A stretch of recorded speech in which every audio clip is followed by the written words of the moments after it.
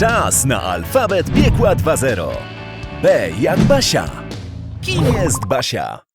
Basia to dyrektor wykonawcza Piekła 2.0, odpowiedzialna za jego 3 najważniejsze filary: organizację i deorganizację, Human and Monsters Resources oraz Public Relations in Hell. Najpierw niezastąpiona w centrum hierarchii astralnej, obecnie samodzielnym, potem stała się prawą ręką samego Boga. Sławek, założyciel Piekła 2.0, uważa, że Przejście Basi do naszej organizacji to gwarancja najwyższego standardu oraz pewność, że już niedługo będzie to najlepsze miejsce, w jakim człowiek może się znaleźć. co mówią o niej współpracownicy? Solidna, słowna, niezwykle zorganizowana, wybitny strateg, niezwykle sympatyczna i pracowita. Bez niej ten zakład upadnie. Boże, ile razy można powtarzać w kółko to jedno hasło. Dlaczego Zabrze? Jej niebagatelne umiejętności już nieraz pozwoliły ocalić wszechświat przed nieuniknioną katastrofą. Jej największe osiągnięcia to między innymi zażegnanie kryzysu smoczego, tak zwany przypadek Merlina, organizacja i sprawne zarządzanie personalnymi sądami ostatecznymi, średnio 4 sądy na ziemską sekundę. Rozwiązanie kryzysu egipskiego, sprawa 5L4-3, wielokrotne interwencje podczas kryzysu atomowego XX wieku, rozprawienie się ze złodziejami czarnych dziur i wreszcie rozwój Piekła 2.0 od 2015 roku. Sami widzicie, bez Basi nie byłoby nawet zakładu, który mógłby upaść. Dziękujemy, Basiu, że jesteś z nami. No i co myślisz? Tak szczerze? Jezus Maria, nie podoba ci się. Nie no, podoba mi się. Animacja piękna i cały ten tekst. Tylko zastanawiam się, po co to w ogóle powstało. Ja nie potrzebuję takich rzeczy. No ale przecież to nie jest tylko dla ciebie, Basiu. No, to jest dla wszystkich mieszkańców, żeby wiedzieli dokładnie, kim jesteś, co robisz i ile ci tak naprawdę zawdzięczamy. No i właśnie tego nie potrzebuję. Ja nie robię tego po to, żeby się wszyscy mną zachwycali. No słuchaj, to i tak już powstało. Dominik z działu animacji siedział nad tym 3 tygodnie, ja napisałem tekst, nadzorowałem wszystko, także wiesz. Poza tym odpalamy teraz nowy streaming VOD i potrzebujemy naprawdę jak najwięcej treści. Zobacz. Mamy już tak. Alfabet Piekła 2.0, rozmowy z wielkimi ludźmi, mamy swój talk show, no i przede wszystkim w końcu kręcimy nasz pierwszy serial polityczny. Tylko jeszcze szukamy jakiegoś aktora ze skandaliczną przeszłością, która wyjdzie na jaw dopiero po którymś sezonie, żeby kompletnie zrujnować całą produkcję. No, kilku się na pewno znajdzie. A ja dalej czekam, aż w końcu zmienisz tę nazwę. No wiesz co? Piekło 2.0, Flix? Jestem zachwycony. No wiem! Ale skoro zamykasz Piekło 2.0, to ta nazwa nie będzie zaraz nieaktualna? A kto ci powiedział, że zamykam Piekło 2.0? Rafał. Oj, tam Rafał, no. Coś tam gadaliśmy, ale wiesz, no. Nic nie zostało postanowione przecież. Plan się tworzy, że tak powiem. Zresztą nazwę mogę zmienić w każdej chwili. Co ci jeszcze mówił? Nic.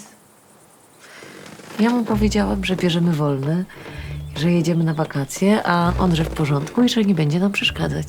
O, tak. Mogę się założyć, że w ciągu godziny zadzwoni do ciebie z jakąś pierdołą. Tak? A o co chcesz się założyć? Chyba już nie muszę. Nie wierzę. Sławek! Spokojnie, spokojnie. Nie dzwoń do niej, nie ma nas! Co to jest za koleś? To na czym skończyliśmy? No i co myślisz? No i miałeś rację, ale o nic się nie założyliśmy, więc nic nie wygrałeś. Co? Ja mówię o filmie. Jakim filmie? Boże święty, a co się przed chwilą skończyło? No ale to już ci mówiłam. Kiedy? No mówiłam ci, że mi się podoba, tylko że nie widzę większego sensu w robieniu takich rzeczy. Jezus Maria, ale czemu nie? Ludzie powinni wiedzieć, kim jesteś i co robiłaś przez te wszystkie lata. Dominik z działu animacji siedział na tym 3 tygodnie. Poza tym odpalamy teraz nowy streaming VOD i potrzebujemy naprawdę jak najwięcej treści. Zobacz. Mamy już tak. Alfabet Piekła 2.0, rozmowy z wielkimi ludźmi, mamy swój talk show, no i przede wszystkim w końcu kręcimy nasz pierwszy serial polityczny. Tylko szukamy jeszcze jakiegoś aktora ze skandaliczną przeszłością, która wyjdzie na jaw dopiero po którymś sezonie, żeby kompletnie zrujnować całą produkcję. Kilku się na pewno znajdzie. Pewnie tak. A ja dalej mam nadzieję, że ty jednak zmienisz tę nazwę? No wiesz co? Piekło 2.0 Flix? Ja jestem zachwycony. Wiem, ale skoro zamykasz Piekło 2.0, to ta nazwa nie będzie zaraz nieaktualna? A kto ci powiedział, że zamykam Piekło 2.0? Rafał? Oj tam Rafał, już naprawdę. Sławek, coś jest nie tak! Z czym? Myśmy już odbyli tę rozmowę. O czym ty mówisz? No to się już wszystko wydarzyło, rozumiesz? Cała ta rozmowa. Najpierw rozmawialiśmy o filmiku, potem o Piekle 2.0, że wcale nie chcesz go zamykać, a potem powiedziałeś, że pewnie za chwilę do mnie zadzwoni Rafał z jakąś pierdołą i potem faktycznie do mnie zadzwonił i... I co było potem? Nie wiem. Nie odebraliśmy. No to chyba lepiej odebrać.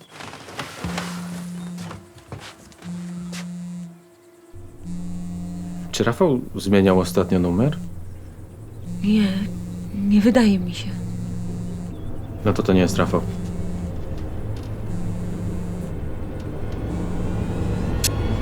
Co się dzieje? Sławek! Sławek! No i co myślisz? Jezus Maria, znowu! Co tu się wyprawia do jasnej cholery? Boże, aż tak ci się nie podoba?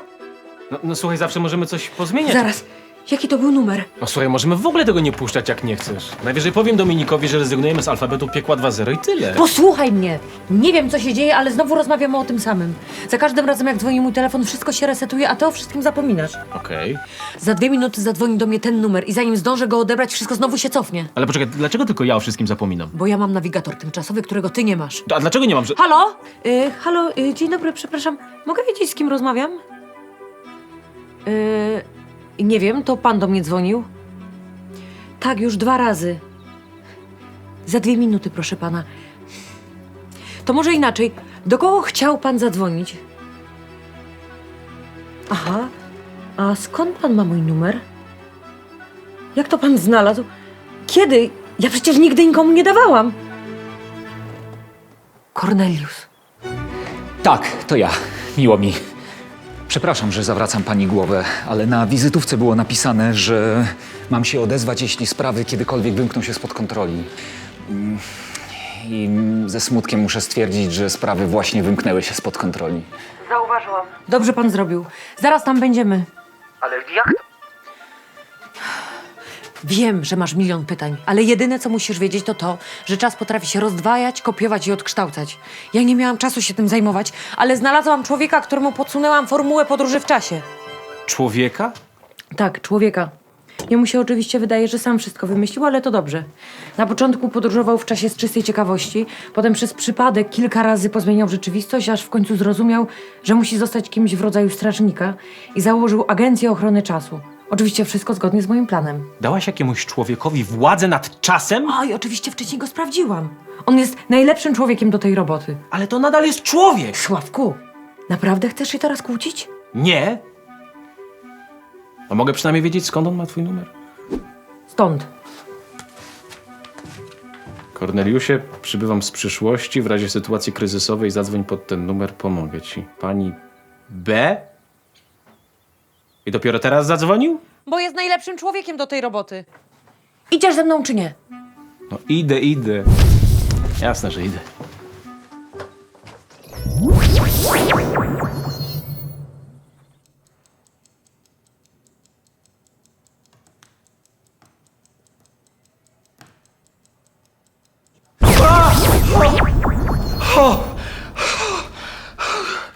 Jezus Maria. Dzień dobry, Korneliusie. Przepraszam bardzo. Zwykle to ja pojawiam się niespodziewanie, a teraz... Tak. Dzień dobry. Ja jestem pani B, a to jest... Pan S. Pan S.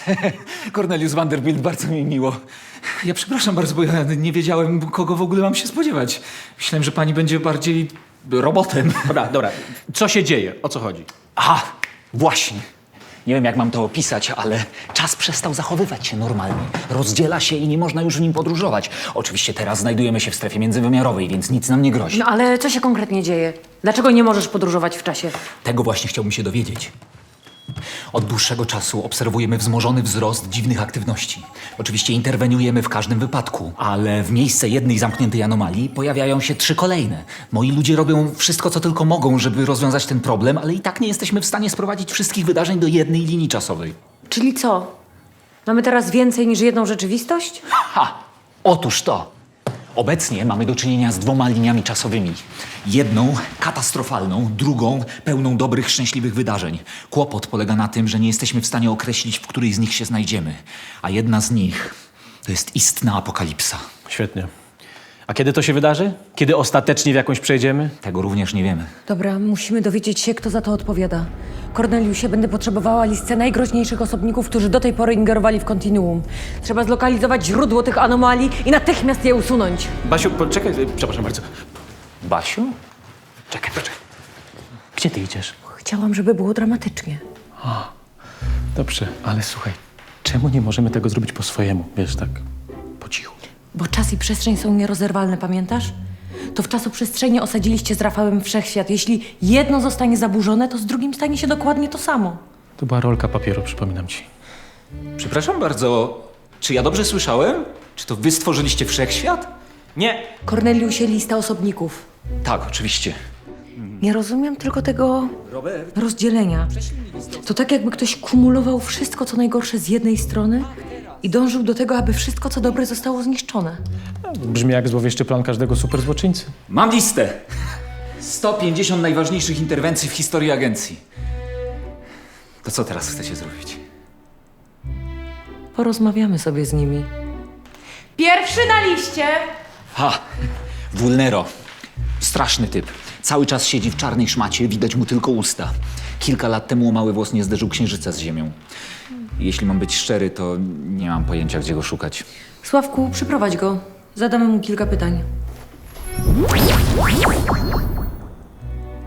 Sławku?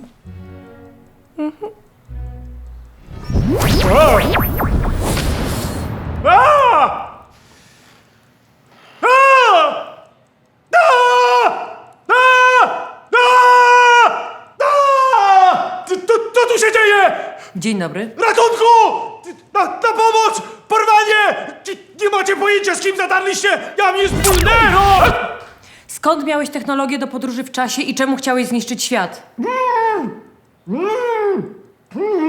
Sławku! A, sorry. Co to za idiotyczny pomysł?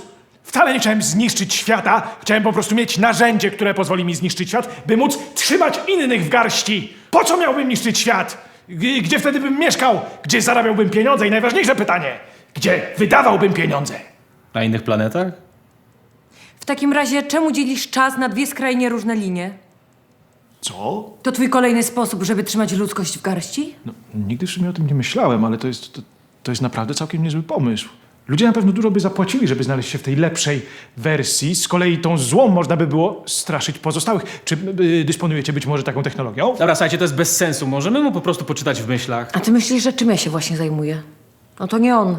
Odeślij go z powrotem i upewnij się, że o wszystkim zapomni. Nie zgadzam się na takie manipulacje!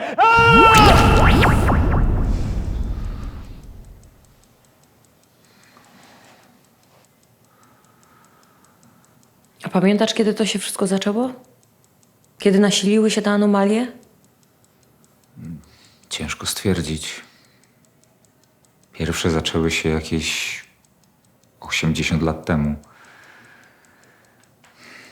Człowiek często traci poczucie czasu w tej pracy. Ale pani B, ja naprawdę zrobiłem wszystko, co było w mojej mocy. Wiem, Korneliusie. Nie przejmuj się. Ja wiedziałam, że sprawy będą musiały się w końcu skomplikować. No nic. Idźmy dalej. Tak. Proszę. Ten nie. Ten nie. To jakaś płotka. Ten nie. No, a ten to kto? A, jedna z moich najbardziej skomplikowanych spraw, powiedziałbym nawet moja nemezis. Nie wiem, kto podsunął mu formułę podróży w czasie. Wiem tylko, że próbował zabić Lincolna, Martina Luthera Kinga i Jezusa. Walczyliśmy z nim na przestrzeni 50 lat. Nazwałem go doktor Czasozmień.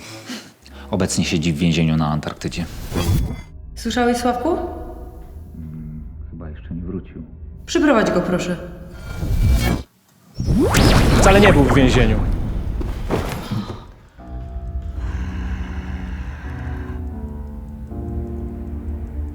Cornelius Vanderbilt. Doktor Czasozmień. Kto? Mogłem się tego spodziewać. Tylko tchórze uciekają w tak tanie sztuczki. Co wiesz o zaburzeniach w czasoprzestrzeni? Widzę, że pytasz nieproszona kobieto. Ale tym razem ci wybaczam. Otóż wiem o nich wszystko. Zapewniam was, że świat, jaki znacie, już niedługo przestanie istnieć. Doprowadziliście go na skraj zagłady. I wiedzcie, że już niedługo wszystko runie w czarną przepaść bólu i rozpaczy!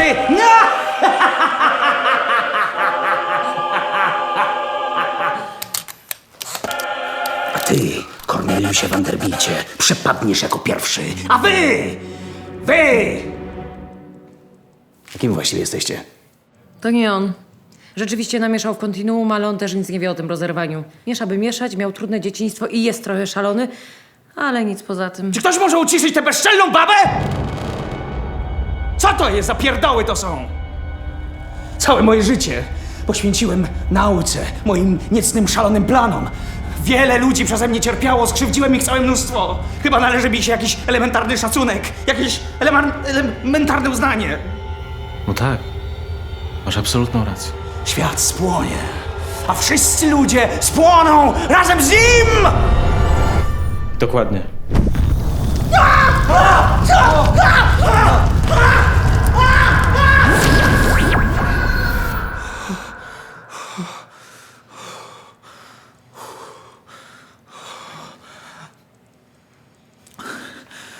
I co teraz?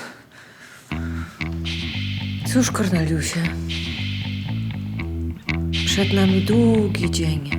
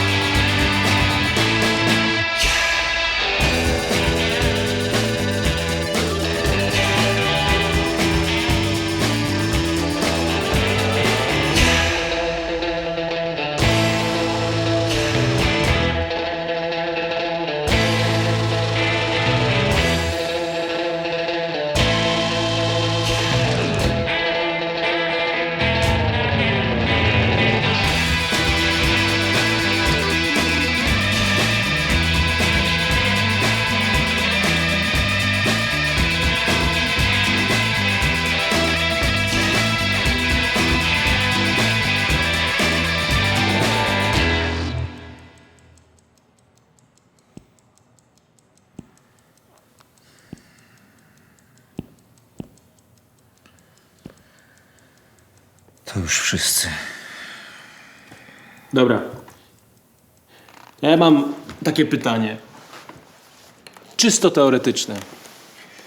Czy żeby dochodziło do tych całych anomalii czasowych, Ktoś świadomie musiałby ingerować w kontinuum? No, teoretycznie nie. Anomalie mogą być wynikiem innych działań. Ale szczerze mówiąc, nawet nie potrafię sobie wyobrazić, jak potężnych.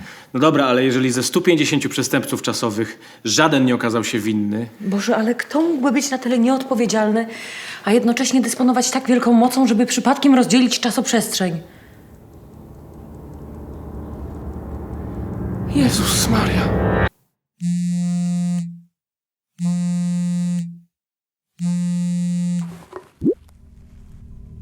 Halo? Rafał, czy jest możliwe, że jakimś kompletnym przypadkiem zajmujesz się czymś, co jeszcze większym przypadkiem namieszało w czasie i rozdzieliło go na dwie osobne rzeczywistości? Znaczy... Ale o co konkretnie ci chodzi, Basiu? Czy robiłeś coś z czasoprzestrzenią? Tak. Zrobiłem w niej wszechświat. Co to za durne pytanie? Wiesz doskonale, że nie kręcą mnie zabawy z czasem. Jestem fanem konsekwencji. Ale o co w ogóle ci chodzi? Ty nie miałaś być na wakacjach? Urlop to urlop. To jest Bóg. Żebyś odpoczęła. No bo jak nie teraz, Tak. to kiedy? Rafał, mamy problem. Czas podzielił się na dwie ścieżki i nie wiemy, która z nich będzie prawdziwą. Czyli to nie jest żaden z twoich eksperymentów. Oczywiście, że nie. Ale zdajesz sobie sprawę z tego, że to któryś z was musiało zrobić, prawda? Tylko nasza trójka dysponuje mocą zdolną zrobić coś takiego. No, chyba że obdarzyliście nią kogoś innego i zapomnieliście mi o tym powiedzieć. Nie, raczej nie. no, my nie. Sławku, wyczuwam tu pewną sugestię. Możesz powiedzieć, o co ci chodzi? O Adolfa, Rafał. O Adolfa. Co, Adolfa? O kurde. Adolf? Adolf Hitler? Myślisz, że to on? No a kto inny? Przecież Rafał zrobił z niego szatana. Jeśli ja mógłbym coś takiego zrobić, to znaczy, że Adolf też. Trzeba było zamknąć to piekło w cholerę. Masz absolutną rację, Sławku. Spotkajmy się tam za chwilę, dobrze? Tak. Dobrze. To w takim razie do zobaczenia.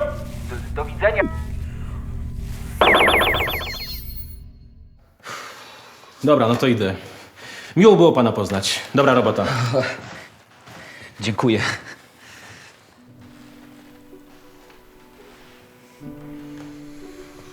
No, no nie tak to sobie zaplanowałem, ale Ale idź i zrób tam porządek. właśnie. No to pa.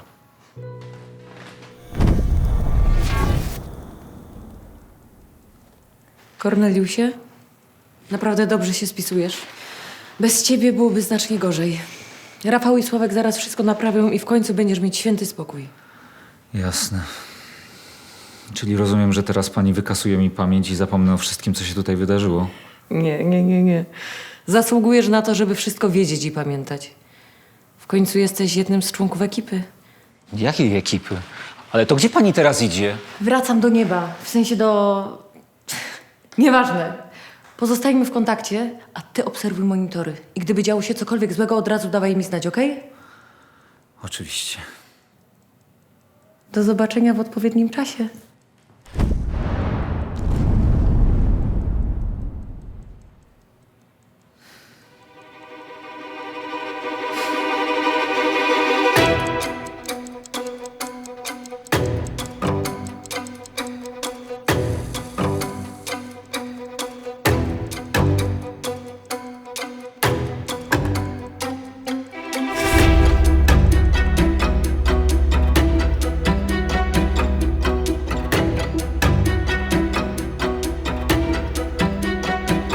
Wir erwarten Gäste, Malfas.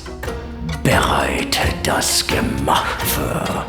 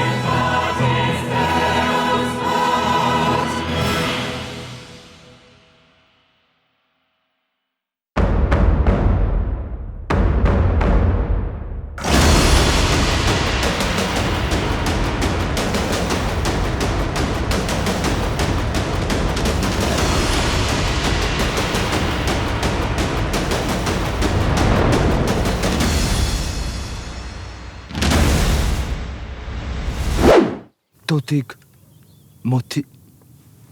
Nie, to jest do dupy.